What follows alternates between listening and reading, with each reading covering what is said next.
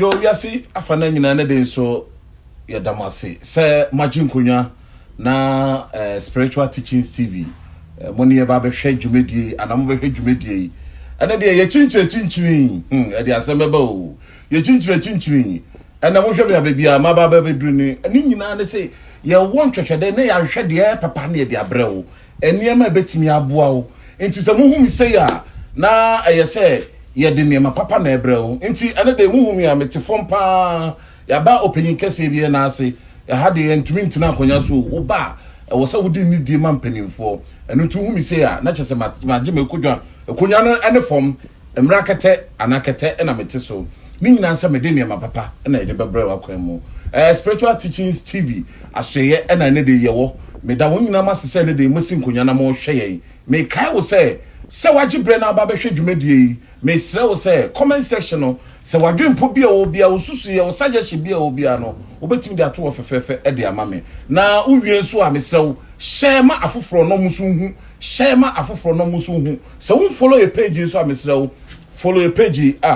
ne yeni beje ho pa bebre e de ama wo na like page no so e mai o Facebook wo na ko YouTube mo amoso mehwe o YouTube no so no the Spiritual Teachings TV adoma bi wo ho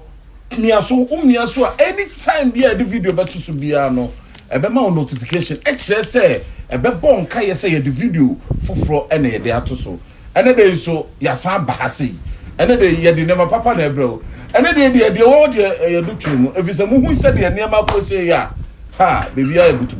ya de nsempa ene de bro open kase ha baba fulani baba fulani na de so ya ne di nkomo onye obi a oye foforo ewo sunsumu nsemi oye obi a nkofo mu amohwe wiase afa na nyina Ghana ha ne amanone US UK ene de yakeka nyina munim no dwumapa obo nkyerɛkyerɛ papa obo adebo nipa baba apome boko na onso boko masha Allah na ye ba si ahade kyese ye ba eni die ni nteni se yetena akonya so kura se yetena sei sebi won se kan se yana nanom yakopon bo wiase no wan ba akonya nshi obi to na no se sebi ebu ma befra no ana ma ye de o ma ye ade etu ye de esi so nanso ye no ma ye nim sunsumu de no ye nim se otena forma wotena aduro so so what you say uti akonya so a oto anyede anka ade a ye nyame abode so te se ebia o ma ye rubber nkonja yi mo friend plastic den stuffing den no ni nyina eye nipa abode enye nyankopon abode so the make not you say but ye tena form say ya e nyankopon den na abode because akonya home asase home na tie home baba mama bro oh bread no papa na say penalty na baba we musa say nkofo ni mu ba me de say bia Spiritual Teachings TV ya hwefo na mo hwe no e bia ne no be ka say ne de adi kan a o hwewo ohun ye ni mu wo Ghana ha say amanone fo so a mu bo udi pa baba fulani oye hwan okay baba fulani yo bia onana di eno da so ye de eyusu baba fulani yo bia owo aduro every tete enye nne every tete ebesi nne aduro nda so wo ho a de din eda so ye baba fulani ana baba fulani no ye menana enana edin menana ena edin sini e wo fulani fo nyina mu one ye abisa e kire ba bia kwan da ena kwan esi one ye abisa e kasa wo mmoa ho enua ho eframam one obi asabi onante a wontunu na ensifom unhunu na so futuro so da eti baba fulani oyobi a sabi wabin yo free sabi fulani maimu ya wo no Ghana ha wanyini wo Ghana ne mom wantena Ghana ha anye den anje ne kan se kan ni shira okay okona chi ere ekoji ni shira na so koji na aduma chade na osade aba na wechi no so wonya Ghana ni dia na wechi no efrehin me Senegal Senegal okay but matna Mali okay matna ba bebre gomina na no obi asoye bebre asebi otna ho eyi aduma ni nkronkron so na mama yo atro so ase won say ahana Ghana ha na e wo no mina na ka aya nya ade ankoba betena Ghana ha enya de ankobe de obeba Ghana na sabi Ghana man panyini a wafiri mi kokko Rollins ona oye adwuma ma no so ho ana wabeto asase wo ha sabi odi ama no obeto asase ade asifie wo ha ama no yakopon o man da berpa enya ono aka Ghana fo anase mo man ka sabi baba fulani ke ya metena ho ojumo fe so saretie okay ha when obibaka say intro comedies efeni ebe wurem baba no ye ka edutuo in the first place grana I didn't know obi nya adwen poso obetu ni ni eduru mama mbisa wasem kakra na na tira sebi obi so nya adwen poso sebi obedini mi aboni senka obi du boni dia senka okona wakoka chense mini why me boni say why me say the why na nye maybe an papa ka say o me sorry but one can you na no say yen bibi one who say ene wiasem na kura ni ho na kura wiase a enkan from po a ebo sebi ke be hu from ba wo hu nipa da sane wo hu se from ani hu nipa da sane bi wo hu se from ani gisem from on action and say ade oboye na obo hu se from ani enam se na kura ni ho ntino enframa so nya den enna no hu adi nipa da sane so o ka na kura kire onua ene che se sebi adutru eni ho but enam se adutru wo ho no na kura so ni ho dia na ye adutru adin one de dikan se sebi me no te hai onje me ho adwumboni me se me nju ho adwumboni na enam ne se sebi aso enye ntikasa ntino aso ntikasa wase kire wase de tia me kasa aso enye den ntikasa aso tikasa wo noma bi hu but aso ntikasa wo noma bi so hu aso ntikasa chese oni ni pass me si be ka asem sisi a obi gina nchen wate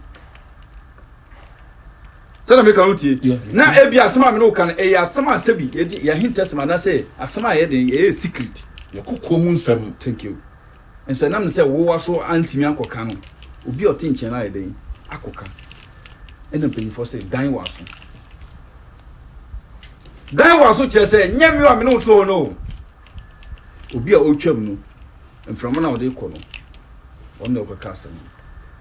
na esa wo na me no to no onko ka hwe nso mefa ho atan enne di adutuo ni sa no no manyina den eba anase metuo wa fama de ma bisa o si da bi nya no fa nso no wa fa menya ho adwen am de ato wadu menya ho adwen am de aka asema sabi ebedi ochi asabi ebese wase anase sabi ebese wa brabo enti ade a friend adutuo no eya ade a sabi eye sunsun mu asema ye kese ye ka ho asema ade bechi na baba edutuo no sometimes no ye susu na ye nyini no obi tumi ka say na ye tu obi eduro na enya no enya obi adenti na o say ba ne sa senka sunsun mu nsem ye adwuma na nanu mo ye adwuma na obi de asema ba say o say obi a e wo senka nipa ko na tumi nya no kwa ya no na ye so obi akwa fo obi fofo adenti a won say sebi previous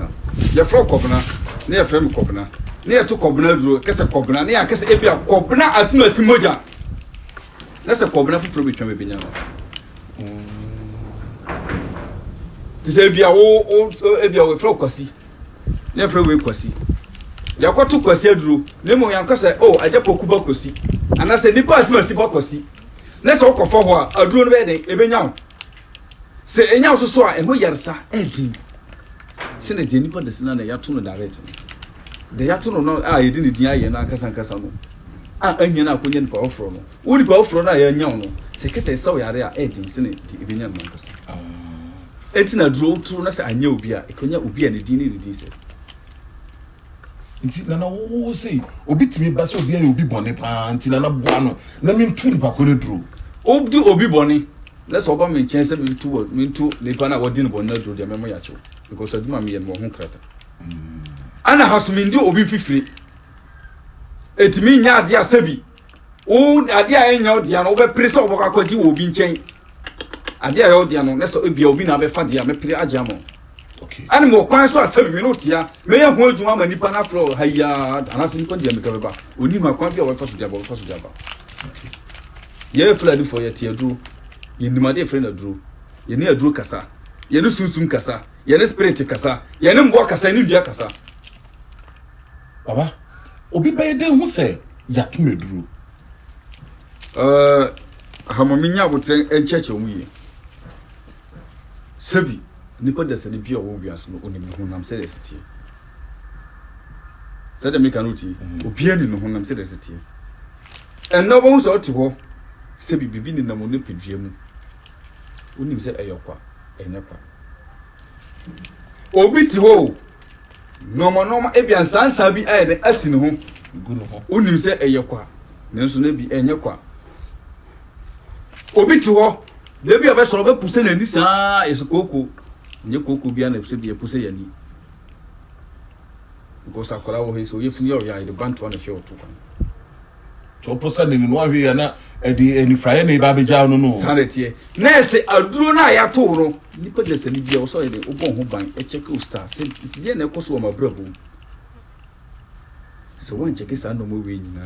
ana nipa de sani bia ni bia se to na do enya no me na me kasa se no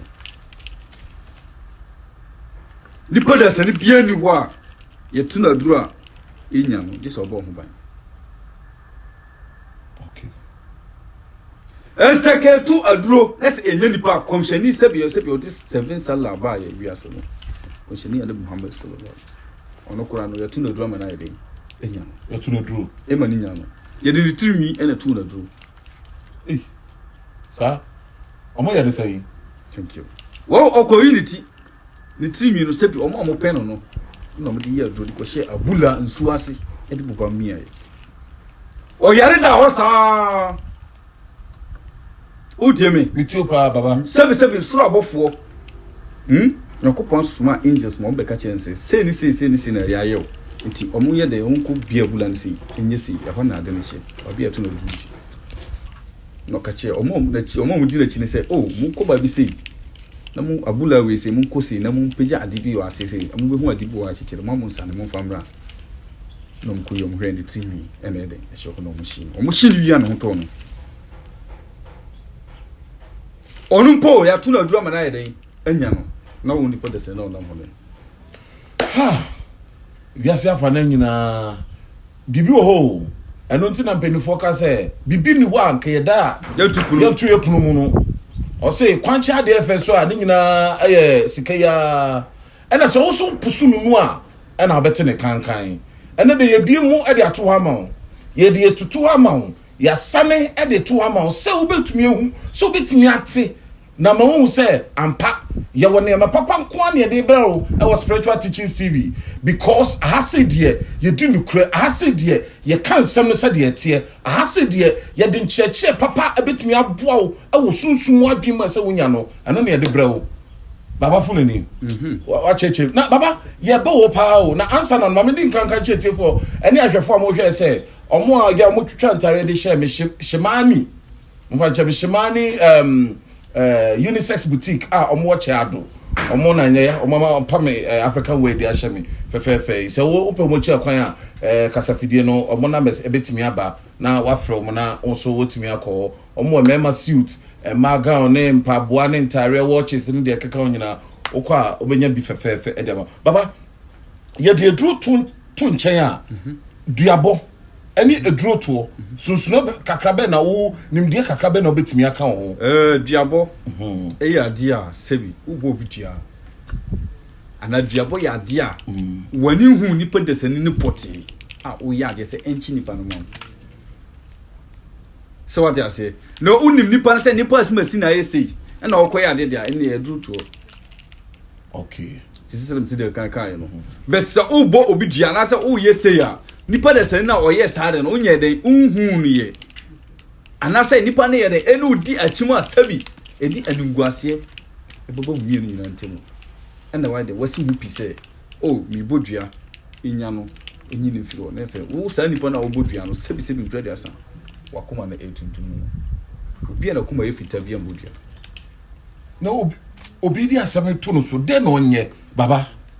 ebi ase de okay nipa kona ka se enyem na me ye ono so hwe ene nyo na ye onye den eti am chiro se chingidifo ene ebo ndua ti se me say obi biara obetena kasafidie so akeso wo aduro na se oni aduro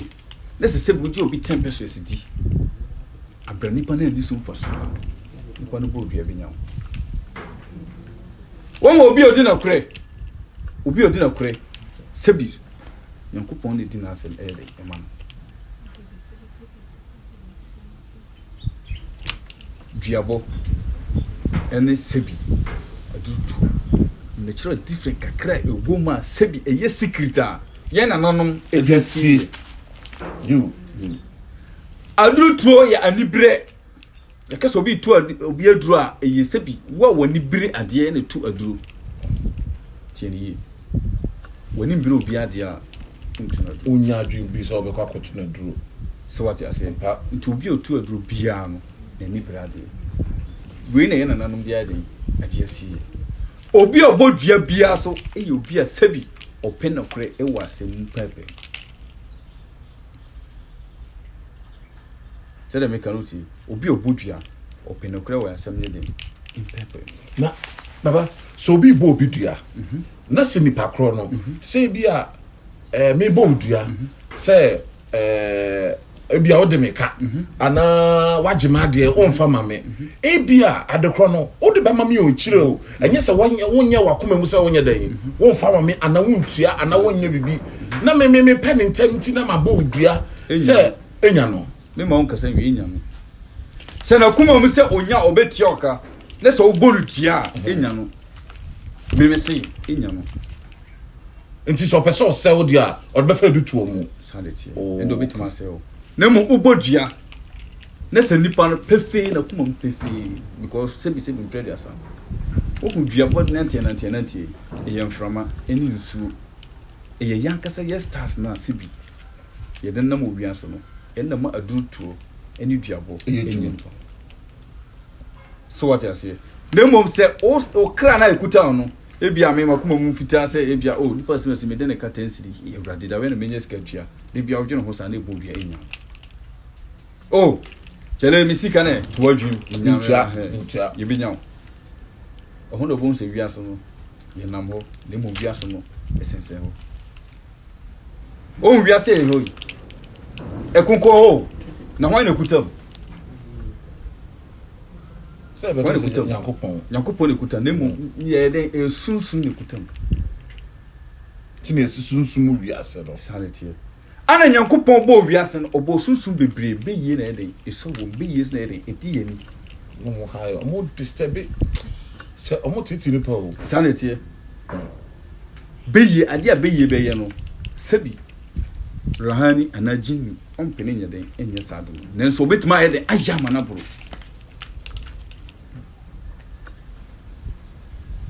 baba we dia nti sisi ano Africa ha wiase afa na nyina ene Ghana hampo ewo ye wonkofo bibire omoka ene bia niema sunsanso bia ebia obi aye omo efie bia aye omo ana omo busefo bia aye omo no omo hu se ebia ida se ye duabo ana edutuo na edutuo no se ye ya e wo se e ka wo nipa dua no ana ogina bebi no ya ebetumi enya ebia the reason make can say ye nuan mo motu kwan obu amanoni o de tare na awai o shisha na edwiri o de si na ebu enkohwe enyima no ano no sa ye duabo anadutuo ene ye to a sani pakon akontium semsem no ebe da ye adwuma nipa no wa ha ene wagadogo ehefa o London US UK bia na se sebi ukaso o se na obese chede me kanuti babi biera ni ho a nipa de se ni o wa ye kase se wa ye se because from aduru ba bia ana sunsun duabo ne sa no modu to ni na eye sunsun eye mframa me no humi kobai o humi a eba obi so na nipa na ji no de amo obi oji no de amo obi enti na ye de ensada se o mframa sa e no ba de ubewu na de tina sebi basketball obi no bewu na ka be bo obi ato atwe na ongu o humi asa na mframa asa no se na basketball obi a sebi sunsuma ekuta na mpenia mana mfiri mu no sanso na ka bo bia sunsum ekuta ne yeden empini ma ne yeden emfiri baba nti yembre fi kakra sisi a wabo nkofo fie no titi fie fo bo se yesi egudie wo ho yesi sika kokko wo ho ne bi yesi omo nananom titi obi ede tumi wabodue egu so ana obi ayedutuo atoso enti sade no o se tumi mebusua no etumpo nyimi ekonanim nkofo di ye obusua no na enkoyie na yesi yatoduro sika kokko egudie akase wo ho abetumi aboa mebu na wo se enka ne tete no meka wasem enka ne tete no ye na nanom sebi omo sebi omo wa agudie no ebu omo agudie enso awo eni fie ho